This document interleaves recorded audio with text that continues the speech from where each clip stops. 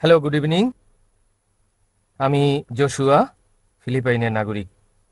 এবং তার আগে আমি জানাতে চাই, শত শত বছর আগে ফিলিপাইনের বেশিরভাগ ছিল মুসলিম এবং স্পেনীয়রে আসার আগে। এখন আমরা বেশিরভাগই খ্রিস্টান, বেশিরভাগ ক্যাথলিক। আমাদের দেশে অনেক অনেক ধর্ম আছে, অনেক অনেক ধাঁচের খ্রিস্টান ধর্ম, এবং তাদের বেশিরভাগের দাবি যে যদি তুমি ধর্ম অনুসরণ করো, যদি তুমি তাদের সঙ্গে যোগ দাও, তোমার ভালো একটা সুযোগ আছে নিরাপদে স্বর্গে যাওয়ার। এবং আমি একজন ক্যাথলিক। যদিও আমি আমি মনে করি ধর্ম কেবল একটি গাইড, সেটা ধর্ম নয় যা আপনাকে বাঁচাতে পারে। আমার ধারণা আপনি নিজেকে রক্ষা করতে পারেন যদি আপনি ভালো কাজ করেন, যে ধর্মই আপনি পালন করুন না কেন। তাই আমার প্রশ্ন, ইসলাম কি এসব ধর্মের মতোই একই রকম দাবি করে একক সত্য ধর্ম হওয়ার, যে যদি আপনি ইসলাম কবুল করেন আপনার একটা ভালো সুযোগ আছে স্বর্গে যাওয়ার? এটা হচ্ছে আমার প্রথম প্রশ্ন। এবং দ্বিতীয়টি হচ্ছে, দ্বিতীয় প্রশ্নে যাওয়ার আগেই আমি বুঝতে পেরেছি যে ইসলাম ইসলাম হচ্ছে সব শান্তির জন্য এবং ন্যায়পরায়ণতা। এখানে এসে নয়, অনেক বছর আগে থেকেই ভেবেছি, এবং এর জন্য আমি দুঃখিত। এবং আমি সত্যিকারেই কৃতজ্ঞ। এবং আমি কৃতজ্ঞ আরব আমিরাতের প্রতি, বিশেষ করে দুবাই এবং এর সব নেতাদের, আমাদেরকে স্বাধীনতা দেওয়ার জন্য, এখানে শান্তিতে বসবাসের সুযোগ দেওয়ার এবং আমাদের ধর্ম অনুশীলনের। তাতে আপনি হন খ্রিস্টান, বৌদ্ধ, হিন্দু, আমি ধন্যবাদ জানাই আপনাকে। এবং আমার ধারণা দুবাই, আরব আমিরাত হচ্ছে এক নম্বর দৃষ্টান্ত শান্তির এবং ঐক্যের, যেখানে সব জাতিগোষ্ঠী, ধর্ম এক হয়ে যায়, কাজ করে শান্তি ও সম্প্রীতিতে, একই সঙ্গে একত্রে। আপনাকে ধন্যবাদ। তাই আমি বলতে চাই, ঈশ্বর আরব আমিরাতের ভালো করুন এবং এর সব নেতাদের। ঈশ্বর ইসলামের ভালো করুন। ঈশ্বর ভালো করুন খ্রিস্ট ধর্মের। ঈশ্বর মঙ্গল করুন বৌদ্ধ ধর্মের, হিন্দু ধর্মের এবং বিশ্বের অন্য সব ধর্মের। ঈশ্বর আপনাদের সকলের মঙ্গল করুন এবং আমাদের সকলকে শান্তি দিন। তাই আমার দ্বিতীয় প্রশ্ন হচ্ছে, দুঃখিত, আমি বলতে চাই জিহাদ সম্পর্কে। ভাই, এটা প্রশ্নোত্তরের সময়। সাধারণত একটি প্রশ্ন 2 বা 3টি বাক্যের মধ্যে হয়। যদি আপনি 2-3টি বাক্যের বেশি বলেন তা হয়ে যায় লেকচার। আমরা বলতে চাই কেবল। না, দুঃখিত, আমি অমুসলিম দুঃখিত। ভাই বোনদের অনুরোধ করি, এটা প্রশ্নোত্তরের সময়, লেকচারের সময় নয়। লেকচারের জন্য ইনশাআল্লাহ পর্ব শেষ হলে আমরা মজলিসে বসতে পারি, অতিথি কক্ষে, এবং আমরা কথা বলতে পারি। আমি কিছু মনে করি না। তবে এখানে মাশাআল্লাহ হাজার হাজার মানুষ, তাই আসুন আমরা সময়ের মূল্য দেই। ওকে। ভাই প্রশ্ন করেছেন, আমি কেবল বলতে চাই, আপনার যদি কোনো প্রশ্ন থাকে প্লিজ, হ্যাঁ, কেবল একটি প্রশ্ন, হ্যাঁ, হ্যাঁ, একটি। 2 বা 3টি বাক্যে ভাই। আমি মূলত জানতে চাই আসলে জিহাদ কি।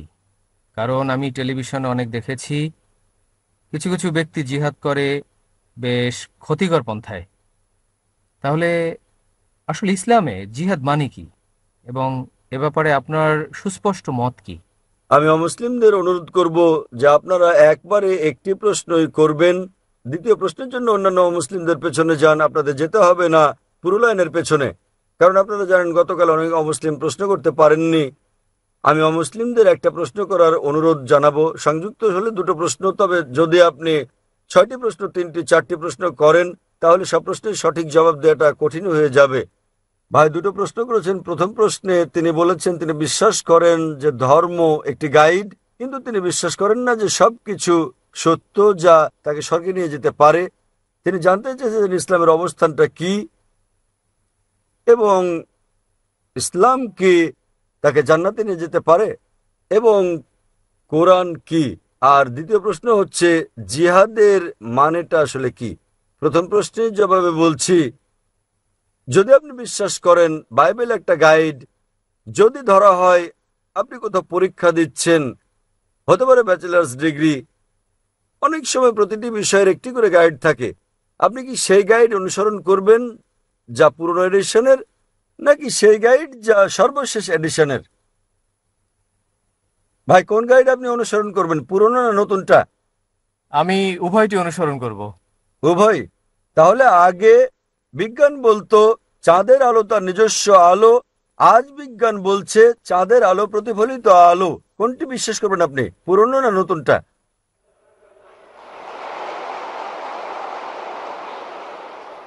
ভাই, আপনি ফিলিপাইনের লোক, আমি ভেবেছিলাম ফিলিপিনোরা জ্ঞানী মানুষ। আপনি কোনটা মানবেন, পুরনো না নতুন? আগে মানুষ মনে করতো পৃথিবী চ্যাপ্টা, তারা প্রয়োজন না হলে দূরে যেত না, পড়ে যাবে বলে। আজ বিজ্ঞান বলছে পৃথিবী ডিম্বাকৃতির। আপনি কোনটা বিশ্বাস করবেন, চ্যাপ্টা না ডিম্বাকৃতি? ও ভাই, কোনটা? আ- আসলে আমি নতুনটি অনুসরণ করব। যদি পুরনোটা সঠিক হয় কোনো সমস্যা নেই। অনেক সময় কিছু জিনিস আছে যার পুরনোটাই সঠিক। তাই যদি আপনি দুটো তুলনা করেন, যদি আপনি অভিন্নতা পান, পুরনোটার অংশবিশেষ নিতে পারেন এবং নতুনটা পুরোপুরি মানবেন। তবে আপনাকে যাচাই করতে হবে নতুনটা সঠিক কি না।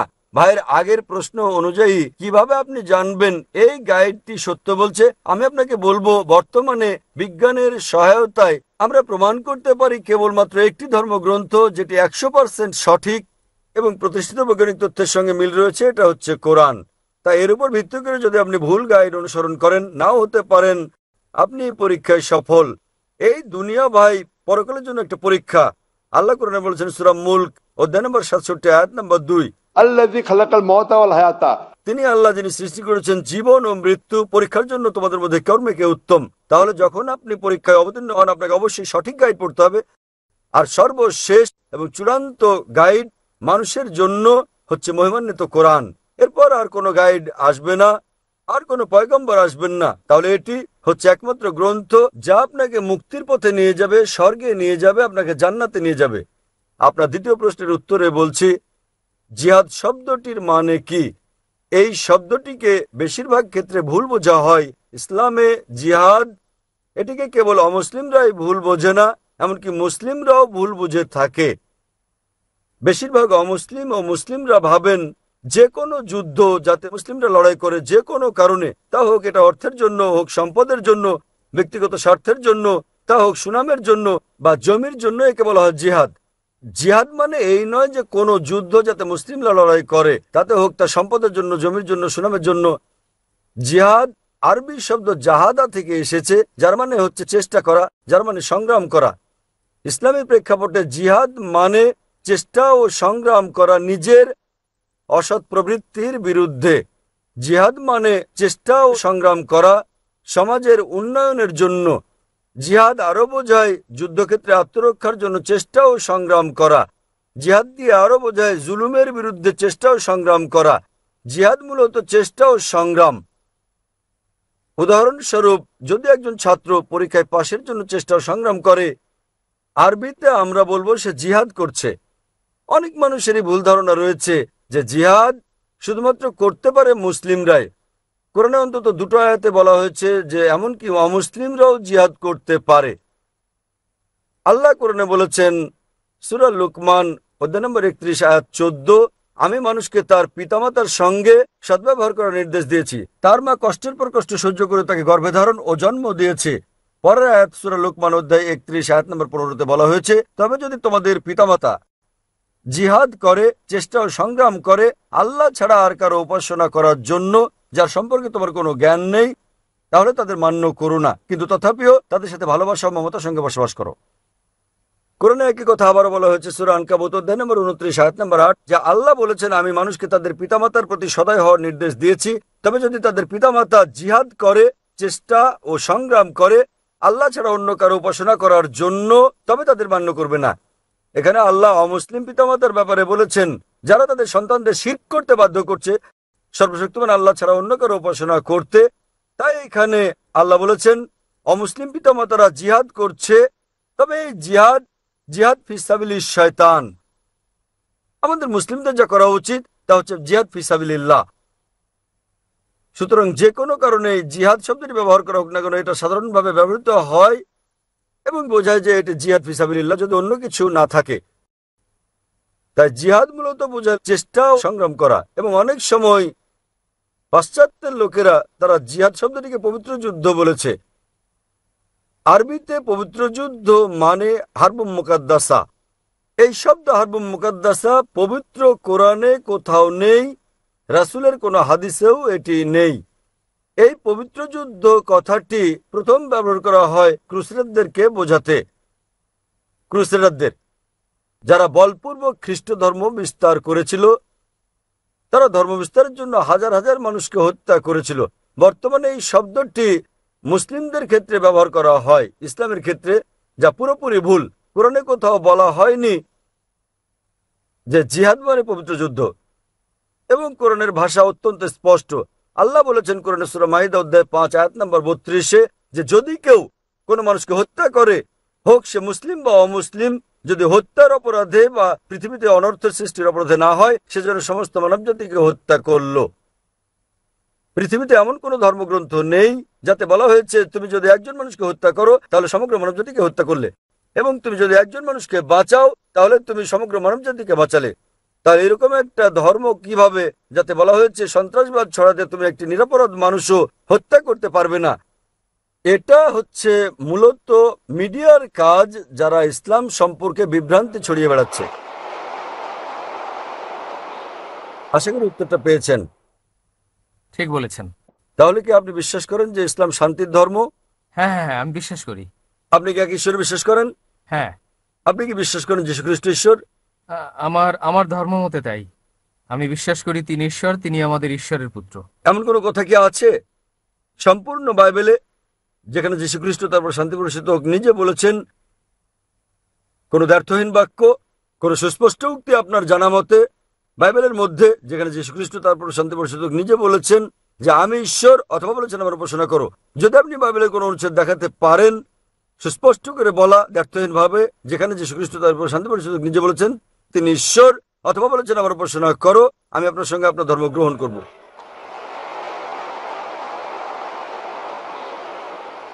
ভাই, আপনি কি পারবেন বাইবেল থেকে একটা দ্ব্যর্থহীন উক্তি বের করে দেখাতে আমাকে, যেখানে যীশু খ্রিস্ট তারপর শান্তি প্রতিষ্ঠিত হোক নিজে বলেছেন যে তিনি ঈশ্বর? কেবল একটি দুটি নয়। আমি একজন ছাত্র বাইবেলের। ভাই, আপনি কি বাইবেল পড়েছেন? আমি সত্যি বলতে চাই, আমি বাইবেল বিষয়ে সচেতন নন। তো কিভাবে আপনি আপনার ধর্ম অনুসরণ করছেন যেখানে আপনি বাইবেলই পড়েননি? আমি পড়েছি বাইবেল, এবং আমি আপনাকে বলছি একটিও দ্ব্যর্থহীন বাক্য খুঁজে পাবেন না সম্পূর্ণ বাইবেলে যেখানে যীশু খ্রিস্ট বা ইসলাম নিজে বলেছেন তিনি ঈশ্বর কিংবা তার উপাসনা করতে। আপনি বাইবেল পড়ে দেখবেন যীশু খ্রিস্ট বা ইসলাম নিজে বলেছেন, এটা উল্লেখ আছে গসপেল অফ জন অধ্যায় নম্বর 14 অনুচ্ছেদ নম্বর 28। তিনি বলেছেন আমার পিতা আমার চেয়ে মহান। গসপেল অফ জন অধ্যায় নম্বর 10 অনুচ্ছেদ নম্বর 29। আমার পিতা সবার চেয়ে মহান। গসপেল অফ ম্যাথিউ অধ্যায় নম্বর 12 অনুচ্ছেদ নম্বর 28। আমি শয়তানকে তাড়িয়ে দেই ঈশ্বরের আত্মার সাহায্যে। গসপেল অফ লুক অধ্যায় নম্বর 11 অনুচ্ছেদ নম্বর 20। আমি ঈশ্বরের আঙ্গুলের সাহায্যে শয়তানকে তাড়িয়ে দেই। গসপেল অফ জন অধ্যায় নম্বর 5 অনুচ্ছেদ নম্বর 30। আমি নিজে নিজে কিছু করতে পারি না, আমি যেমন শুনি তেমন বিচার করি, আর আমার বিচার সঠিক। আমি আমার ইচ্ছা পূরণ করি না, বরং আমার পিতার ইচ্ছা পূরণ করি। যে কেউ যদি বলে যে আমি আমার ইচ্ছা পূরণ করি না বরং সর্বশক্তিমান ঈশ্বরের ইচ্ছা পূরণ করি, সে মুসলিম। যীশু খ্রিস্ট সাল্লাল্লাহু ছিলেন একজন মুসলিম। এটা পরিষ্কার উল্লেখ আছে বুক অফ অ্যাক্টস অধ্যায় নম্বর 2 অনুচ্ছেদ নম্বর 22। হে ইসরায়েলগণ, শোনো, এই নাজারেথের যিশু ঈশ্বর মনোনীত ব্যক্তি তোমাদের মধ্যে হতে বিস্ময় মুজিজা ও নিদর্শন সহ যা ঈশ্বর তাকে দিয়ে করেন, তোমরা তার সাক্ষী। ঈশ্বর মনোনীত ব্যক্তি তোমাদের মধ্যে হতে ঈশ্বর নন। তোমাদের মধ্যে ঈশ্বর মনোনীত ব্যক্তি বিস্ময় মুজিজা ও নিদর্শন সহ যা ঈশ্বর তাকে দিয়ে করেন এবং তোমরা তার সাক্ষী। তাহলে যখন এটা বাইবেলে পরিষ্কারভাবে উল্লেখ আছে যীশু খ্রিস্ট সাল্লাল্লাহু ছিলেন ঈশ্বরের একজন পয়গম্বর কিন্তু ঈশ্বর নন, তাহলে কিভাবে আপনারা বিশ্বাস করেন তিনি ঈশ্বর? কারণ এটা হচ্ছে আমাদের ধর্মের শিক্ষা। কেউ আপনাকে শিখিয়েছেন? যদি কেউ আপনাকে শেখায় 2 + 2 = 5, আপনি কি তা বিশ্বাস করবেন?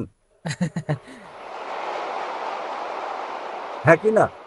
না না না। এখন আমি আপনাকে অনেকগুলো উদ্ধৃতি দিচ্ছি বাইবেল থেকে। আপনার কি ধারণা আমি মিথ্যে বলছি? উম, হতে পারে। হতে পারে। তাহলে আমি আপনাকে অনুরোধ করব আপনি বাড়িতে যান এবং এই সবগুলো রেফারেন্স পরীক্ষা করুন। গসপেল অফ জন অধ্যায় 14 অনুচ্ছেদ নম্বর 28, গসপেল অফ জন অধ্যায় 10 অনুচ্ছেদ নম্বর 29, গসপেল অফ ম্যাথিউ অধ্যায় 12 অনুচ্ছেদ 28, গসপেল অফ লুক অধ্যায় 11 অনুচ্ছেদ 20, গসপেল অফ জন অধ্যায় 5 অনুচ্ছেদ 30। এবং আপনি আমার ডিভিডি নিয়ে যান, বিশ্ব ইসলাম ও খ্রিস্ট ধর্মের মধ্যে সাদৃশ্য সমূহ, ভুরি ভুরি রেফারেন্স রয়েছে সেখানে, যা প্রমাণ করে যে যীশুখ্রিস্ট তারপর শান্তি পরিষদক নিজে বলেছেন যে তোমরা অনুসরণ করো শেষ পয়গম্বর নবী মুহাম্মদ সাল্লাল্লাহু আলাইহি সাল্লামকে, এবং ইনশাআল্লাহ আপনি আরো ভালো খ্রিস্টান হবেন। আমি বিশ্বাস করি যে আমরা মুসলিমরা খ্রিস্টানদের চেয়েও ভালো খ্রিস্টান, কেননা আমরা যীশু খ্রিস্টের তারপর শান্তি পরিষদক সত্যিকারের শিক্ষা বেশি অনুসরণ করি তথাকথিত খ্রিস্টানদের চেয়ে। আমরা এবার পরের প্রশ্ন নেব বোনদের মাইক থেকে, ডান দিক থেকে। আসসালামু আলাইকুম। এখানে একজন বোন রয়েছেন, তিনি ফিলিপিনো এবং তিনি শাহাদা পাঠ করতে চান, তবে তিনি বলেছেন কোনো প্রশ্ন করবেন না, তিনি nervous. Okay okay, thank you.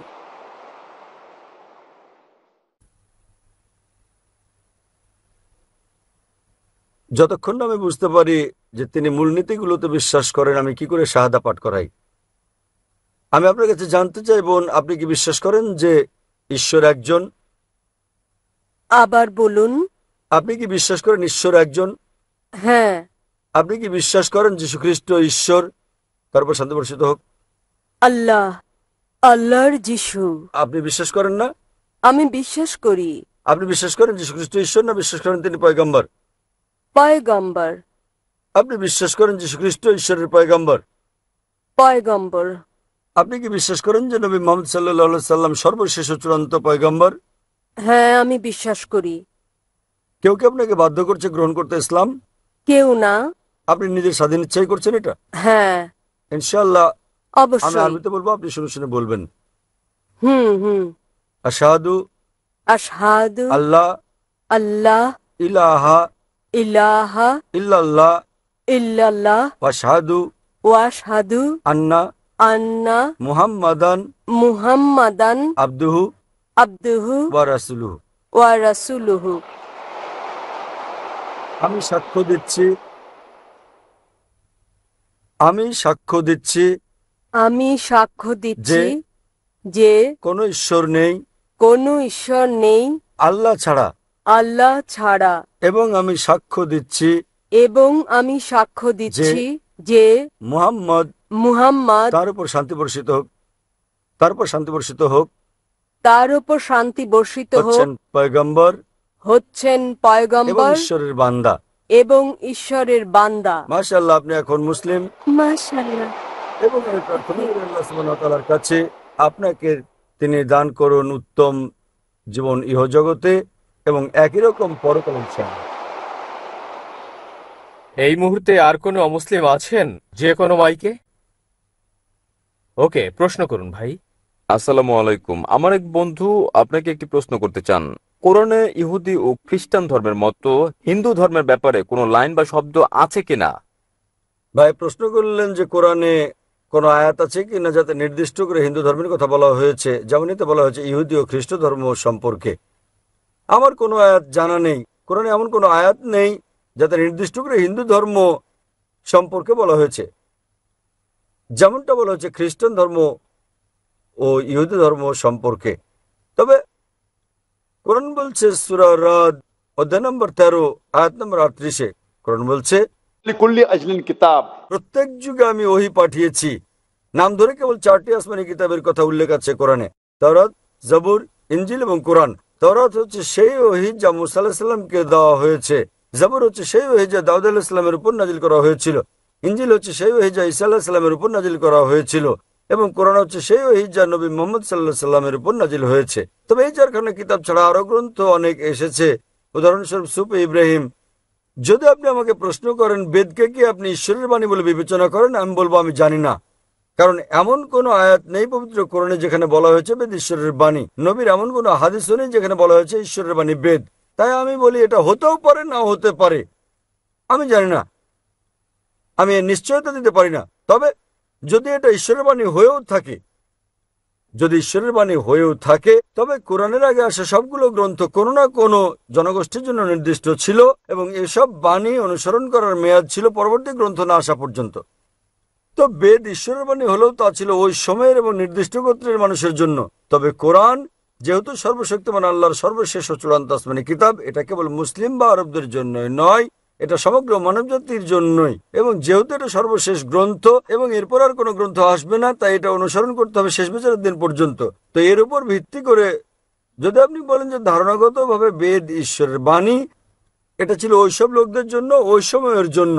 বর্তমানে পৃথিবীর সকল মানুষ, তারা বাস করুক ভারতে কিংবা ইউএই অথবা পাকিস্তান বা সৌদি আরব বা আমেরিকা বা কানাডা বা যুক্তরাজ্যে, সকলকে অনুসরণ করতে হবে ঈশ্বরের সর্বশেষ ও চূড়ান্ত আসমানী কিতাব মহিমান্বিত কোরআন এবং সর্বশেষ ও চূড়ান্ত পয়গম্বর মুহাম্মদ সাল্লাল্লাহু আলাইহি সাল্লামকে। আমরা পরের প্রশ্ন নেব বোনদের মাইক থেকে বাম দিকে। আমার নাম রেনেলদা এবং আমি একজন খ্রিস্টান।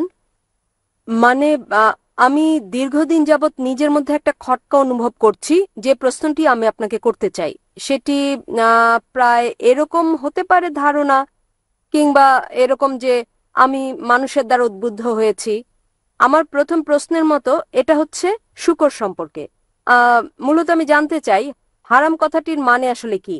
মানে ইসলামের মতো ধর্মে এটা কারো বিরুদ্ধে অভিযোগ নয়, কোনো ভুলের জন্য আমি বলছি না এটা বড় কোনো ভুল। কেন শূকর হারাম? কারণ আমি একটি খ্রিস্টান সম্মেলনে যোগদান করেছিলাম এবং সেখানে বলা হয়েছে, সেখানে একজন ধর্মযাজক যিনি বলেছিলেন ইসলামে শূকর হারাম কেন, তিনি একটি দৃষ্টান্ত দেন। বলেন একই আবর্জনা, যেমন এটি সার হিসেবে ব্যবহৃত গাছের জন্য, গাছপালা, ধরুন এটি একটি আম গাছ, আম ধরল, শেকড় একই পুষ্টি শোষণ করল, একই আবর্জনায় নতুন আম হলো এবং আমরা তা খেলাম। তাহলে শূকর ও আম খাওয়ার মধ্যে এখানে তফাৎ কোথায়? বোন একটা প্রশ্ন করলেন যে হারাম কথাটির মানে কি এবং শূকর কেন হারাম ইসলামে। আর তিনি যাজকের দৃষ্টান্ত দিয়েছেন, একজন খ্রিস্টান যাজক, যিনি বলেছেন যে সার যা হচ্ছে ময়লা আবর্জনা গাছ শোষণ করে, গাছ বড় হয়, আম ধরে এবং আমরা সে আম খাই। বলার চেষ্টা করা হয়েছে যে যদি আমরা বর্জ্য খাই শূকরের, এটা কারোর জন্য ভালো হতে পারে, আবার কারোর জন্য ভালো নাও হতে পারে। এখানে যেটা বোঝাতে চাওয়া হয়েছে, তাই ইসলামে এটা হারাম কিন্তু খ্রিস্ট ধর্মে হালাল। বোন, প্রথমে আপনাকে আমি হারাম কথাটির মানে বলবো। মানে নিষিদ্ধ, মানে বারণ আছে। ইসলামে হারাম মানে হচ্ছে নিষিদ্ধ, তার মানে বারণ আছে। আমি প্রথমে আপনার যাজকের প্রশ্নের জবাব দেবো, পরে আমি আসল কারণটা বলবো কেন শূকর হারাম। যাজক দৃষ্টান্ত দিয়েছেন যে সার, ধরুন ময়লা আবর্জনা গাছের জন্য ভালো এবং গাছ বড় হয়, তারপর যখন আম ধরে এবং আমরা সেই আম খাই। বলার চেষ্টা করা হয়েছে যে হতে পারে এটা হারাম মুসলিমদের জন্য, তবে খ্রিস্টানদের জন্য ভালো। যদি আপনি তুলনা করেন সার যা মানুষের জন্য আবর্জনা, তা গাছের জন্য ভালো হতে পারে, কারণ গাছপালা ও মানুষ দুটো ভিন্ন জীব, তারা এক নয়, তারা ভিন্ন। কিন্তু ইসলাম ও খ্রিস্ট ধর্মে মানবজাতি একই। আপনারা ভিন্ন ধর্ম পালন করতে পারেন, কিন্তু যা এক মানুষের জন্য ভালো স্বাভাবিকভাবে তা অন্য মানুষের জন্য ভালো, যদি না তার নির্দিষ্ট কোনো সমস্যা থাকে। উদাহরণস্বরূপ, যদি তার ডায়াবেটিস থাকে, চিনি তখন তার জন্য ভালো নাও হতে পারে, কিন্তু স্বাভাবিক অবস্থায় চিনি ভালো, এটা আপনাকে দেয় শক্তি। যদি তার কোনো সমস্যা থাকে তাহলে সেটা তার জন্য উপকারী নাও হতে পারে। কিন্তু সাধারণ মানুষের আওতায় যতদূর আসে, সব মানুষের ক্ষেত্রে ভালো মন্দের ব্যাপারটা একই রকম। সুতরাং আপনি এই দৃষ্টান্ত দিতে পারেন না সার কারোর জন্য ভালো, কারোর জন্য ভালো নয়। আমাদের যা করতে হবে, আমাদেরকে গাইডের কাছে যেতে হবে। গাইড আমাদের কি বলে এবং আমরা বিশ্লেষণ করার চেষ্টা করব গাইড আমাদের কি বলে। খ্রিস্ট ধর্মের গাইড হচ্ছে বাইবেল, ইসলামের গাইড হচ্ছে কোরআন। যখন আমরা কোরআন পড়ি, অন্তত 4টি ভিন্ন জায়গায় যেখানে কোরআন বলছে শূকর খাওয়া নিষিদ্ধ। আল্লাহ কোরআনে বলেছেন সূরা বাকারা অধ্যায় নম্বর 2 আয়াত নম্বর 173, সূরা মাইদা অধ্যায় 5 আয়াত নম্বর 3, সূরা আনাম অধ্যায় 6 আয়াত নম্বর 145 এবং সূরা নাহল অধ্যায় 16 আয়াত নম্বর 115। হুররিমাত আলাইকুমুল মাইতাতু ওয়াদ-দামু ওয়া লাহমুল খিনজির ওয়া মা উহিল্লা লিগাইরিল্লাহ বি। তোমাদের জন্য নিষিদ্ধ করা হয়েছে মৃত মাংস, রক্ত, শূকরের মাংস এবং আল্লাহর নাম ব্যতীত অন্য কারো নামে উৎসর্গ করা খাদ্য। তাহলে এখানে কোরআনে বলা হয়েছে 4টির কম জায়গায় নয় যে শূকরের মাংস খাওয়া, পোর্ক নিষিদ্ধ। অনুরূপভাবে আপনি যদি বাইবেল পড়েন, বাইবেলের অন্তত 3টি জায়গায় বলা হয়েছে শূকরের মাংস খাওয়া নিষিদ্ধ। বাইবেলে বলা হয়েছে বুক অব লেভিটিকাস অধ্যায় নম্বর 11, অনুচ্ছেদ 7 ও 8, তোমরা শূকরের মাংস খাবে না, না এর দেহ স্পর্শ করবে, এটা তোমাদের জন্য হালাল নয়। একই বার্তা দেওয়া হয়েছে বুক অব ডিউটেরোনমিতে অধ্যায় নম্বর 14, অনুচ্ছেদ 8, শূকরের খুর বিভক্ত নয় এবং একে তোমরা বেছে নিও না এবং এটা তোমাদের জন্য হালাল নয়। একই কথা বলা হয়েছে বুক অব আইজায়া অধ্যায় 65, অনুচ্ছেদ 2 থেকে 5, তোমরা শূকরের মাংস খেও না। তাহলে বাইবেলে অন্তত 3টি ভিন্ন জায়গায় বলা হয়েছে যে তোমরা শূকরের মাংস খাবে না। এবং যীশুখ্রিস্ট তারপর শান্তি প্রচারক বলেছেন গসপেল অব ম্যাথিউ অধ্যায় নম্বর 5, অনুচ্ছেদ 7 থেকে 20, ভেবো না যে আমি নিয়ম ভাঙতে বা নবীদের ধ্বংস করতে এসেছি, আমি ধ্বংস করতে আসিনি বরং পূর্ণ করতে এসেছি। কেউ যদি একটি হিতোপদেশ ভঙ্গ করে তাকে স্বর্গরাজ্যে ডাকা হবে না। তার মানে যদি আপনি ওল্ড টেস্টামেন্টের একটি নিয়ম বিন্দু পরিমাণও ভঙ্গ করেন আপনি জান্নাতে প্রবেশ করবেন না। তাই একজন খ্রিস্টান হিসেবে যদি আপনি বাইবেল বিশ্বাস করেন তাহলে শূকরের মাংস খাওয়া আপনার জন্য নিষিদ্ধ, আপনার জন্য বারণ, আপনার জন্য হারাম। যদি আপনি মুসলিম হন, যদি আপনি কোরআন বিশ্বাস করেন, এটা নিষিদ্ধ। যদি আপনি বাইবেল কিংবা কোরআন বিশ্বাস না করেন, আসুন বিশ্লেষণ করে দেখি আজকালকার কারণ যুক্তি ও বিজ্ঞান শূকরের মাংস সম্পর্কে কি বলে। আজকালকার বিজ্ঞান আমাদেরকে বলছে যে আপনি শূকরের মাংস খেলে সম্ভাবনা আছে যে অন্তত আপনার 70টি রোগ হতে পারে। আপনার গুণাকৃমি হতে পারে, আপনার কেঁচোকৃমি হতে পারে, যেটা সবচেয়ে বিপজ্জনক অন্যান্য সব রোগের মধ্যে সেটা হচ্ছে ফিতাকৃমি। একে বলে টিনিয়া সোলিয়াম এবং এটি থাকে পরিপাকতন্ত্রে আর এটি খুবই লম্বা।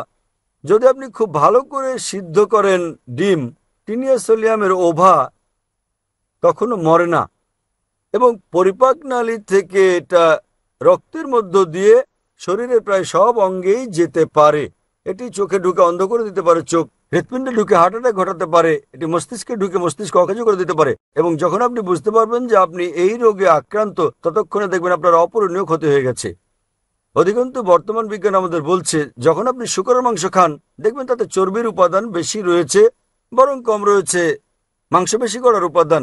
সেই কারণেই শূকরের মাংস যারা নিয়মিত খায় তাদের বেশিরভাগেরই ভুঁড়ি বড়, তারা মোটাসোটা। বর্তমান বিজ্ঞান আমাদের বলছে যে শূকরের মাংস খেলে তাদের বেশি সম্ভাবনা থাকে অ্যাথেরোক্লোসিস হওয়ার। অ্যাথেরোক্লোসিস আজকাল বিজ্ঞান আমাদের বলছে যে যদি আপনি নিয়মিত শূকরের মাংস খান আপনার উচ্চ রক্তচাপ হতে পারে। সেজন্য বর্তমানে 50%-এর বেশি আমেরিকান তারা উচ্চ রক্তচাপে ভুগছে, কারণ তাদের বেশিরভাগই শূকর খায়। বর্তমান বিজ্ঞান এটা বলছে যে পৃথিবীর বুকে সবচেয়ে নোংরা প্রাণীর অন্যতম হচ্ছে শূকর। যেখানে আপনি ময়লা আবর্জনা দেখবেন সেখানে শূকর দেখতে পাবেন। বর্তমান বিজ্ঞান এও বলছে যে শূকর পৃথিবীর সবচেয়ে নির্লজ্জ প্রাণীগুলোর অন্যতম। শূকর বর্তমানে পৃথিবীর বুকে সবচেয়ে নির্লজ্জ প্রাণীগুলোর অন্যতম প্রাণী। এরা উপভোগ করে এটা দেখে যে স্বামী স্ত্রীকে, নিজ সহচরকে বন্ধুর সঙ্গে যৌনাচারে দেখে। পাশ্চাত্যের দেশগুলোতে আমরা ডান্স পার্টি দেখতে পাই। ডান্স পার্টির পর স্ত্রী বদল করে নেয় তারা। তুমি আমার স্ত্রীর সঙ্গে ঘুমাবে, আমি তোমার স্ত্রীর সঙ্গে ঘুমাবো। আপনি এটাকে ভদ্রতা ভাববেন? এবং একটা বৈজ্ঞানিক বিষয় আছে যে শূকর খেলে শূকরের মতো আচরণ করে থাকে।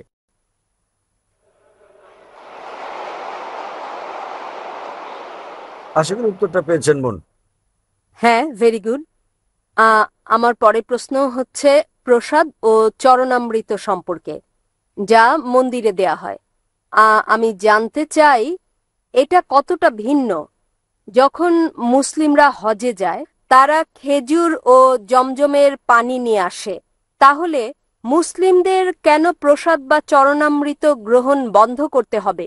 তফাৎ কোথায়? একটা ভালো প্রশ্ন করেছেন। তিনি বললেন যখন হিন্দুরা মন্দিরে যায় তাদের প্রসাদ দেওয়া হয়, যখন মুসলিমরা হজে যায় হজ থেকে ফিরে মুসলিমরা খেজুর দেয়। তফাৎ কি? তফাৎটা হচ্ছে যে প্রসাদ খাদ্য যা দেবতাকে উৎসর্গ করা হয়।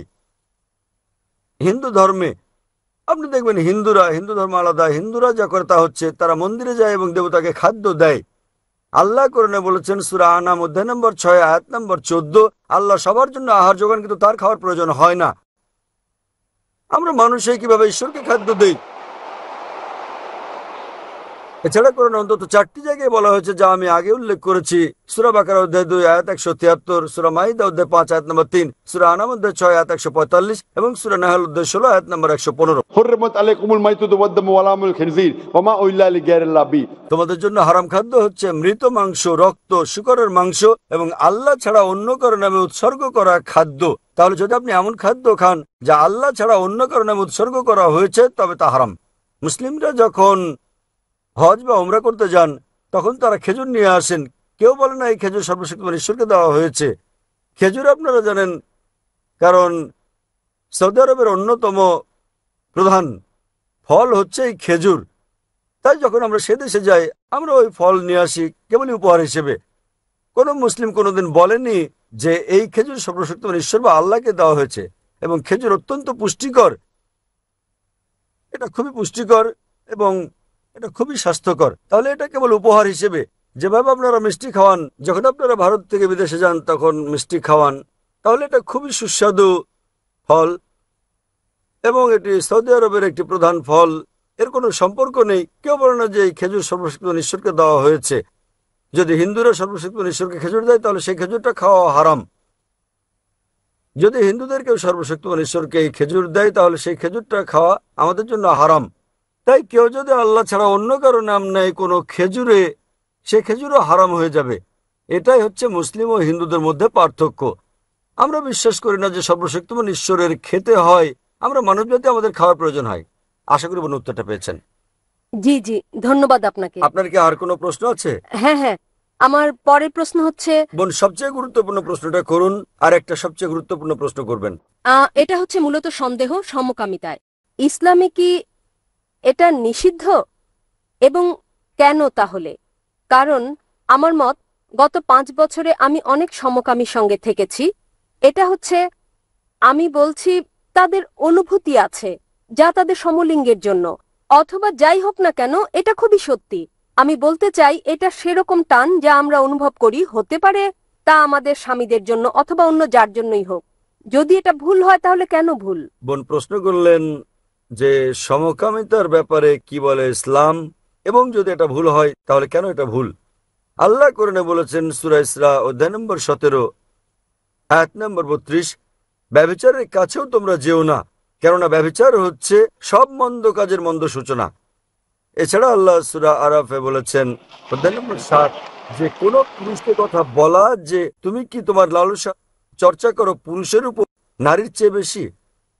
তার মানে সমকামিতা হচ্ছে নিষিদ্ধ ইসলামে এবং কোরআনে, কারণ সর্বশক্তিমান ঈশ্বর মানুষ সৃষ্টি করেছেন।